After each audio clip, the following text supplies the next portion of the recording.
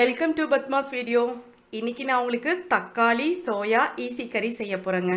இதுக்கு கம்மி இன்க்ரீடியன்ட் தான், ஈஸியாகவும் செஞ்சிடலாம், ரொம்ப டேஸ்ட்டாகவும் இருக்கும்.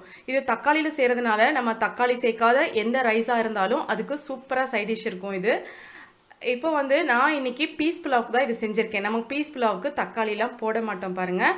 அதுக்கு இந்த சைட் டிஷ் சூப்பராக இருக்கும். புதுசாக பார்க்குறவங்க ப்ளீஸ் சப்ஸ்கிரைப் பண்ணி சப்போர்ட் பண்ணுங்கள். வாங்க எப்படி செய்யலான்னு பார்க்கலாம். அதுக்கு தேவையான பொருள் மீல் மேக்கர் இருக்குல்லங்க, இதோ இந்த மாதிரி இருக்கும்ல. இதை நல்லா கொதிக்கிற தண்ணியில் போட்டு வேக வச்சு அதுக்கப்புறமா பாதி பாதியாக கட் பண்ணி வச்சுருக்கேங்க. முழுசாக வச்சுக்காமல் பாதியாக கட் பண்ணி வச்சுருக்கேன். கிட்டத்தட்ட நான் 30 மீல் மேக்கர் எடுத்திருக்கேன். இப்படி இந்த மாதிரி 1 2 இருக்கும் இல்லைங்களா, அந்த மாதிரி 30 எடுத்திருக்கேன். அதுக்கு தக்காளி 6 தக்காளி தேவை.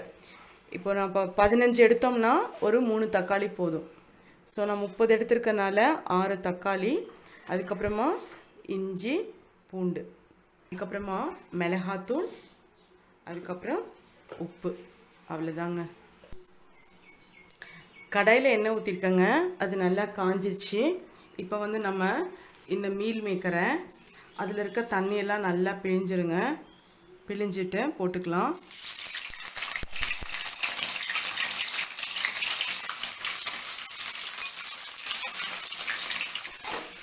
மீல் மேக்கரை கடாயில் எண்ணெய் ஊற்றி காஞ்ச உடனே போட்டிருக்கோம் இல்லைங்களா, அதை நல்லா கொஞ்சம் நேரம் இப்படி வதக்கணும்.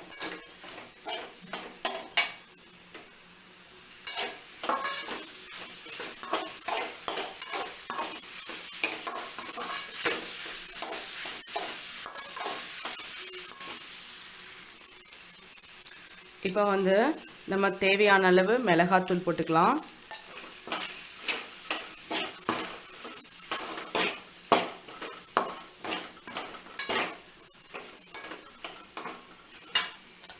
அதுக்கப்புறம் உப்பு. நான் மீல் மேக்கர் வேக வைக்கும் போதும் உப்பு போட்டிருக்கேன், அதனால் கொஞ்சம் பார்த்து போட்டுக்கலாம்.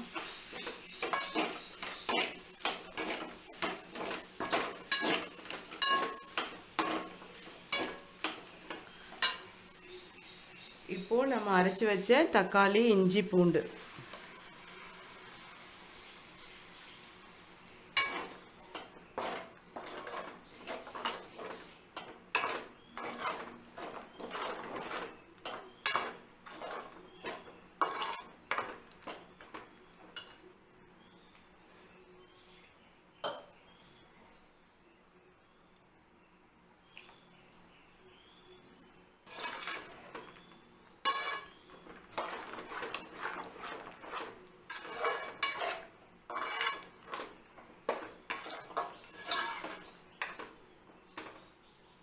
இப்போ உப்பு காரம்லாம் செக் பண்ணிவிட்டு இதை நம்ம மூடி வச்சிடணும்.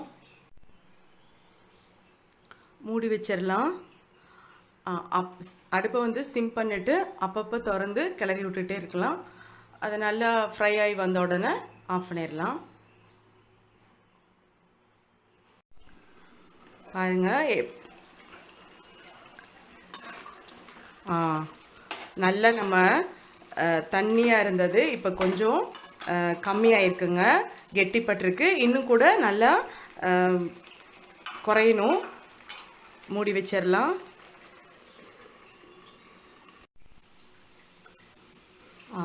பார்க்கலாம்.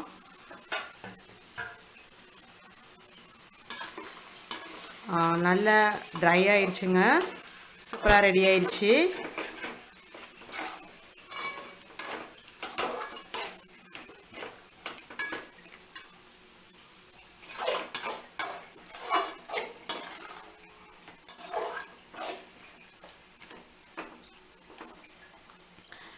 இப்போ நம்ம கொஞ்சம் திறந்து வச்சு நல்லா கொஞ்சம் சுருளை வர மாதிரி வதக்கலாங்க.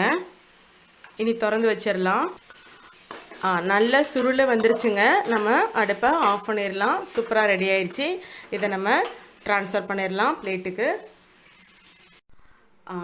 தக்காளி சோயா ஈஸி கறி சூப்பராக ரெடி ஆயிடுச்சுங்க. நீங்களும் ட்ரை பண்ணுங்கள்.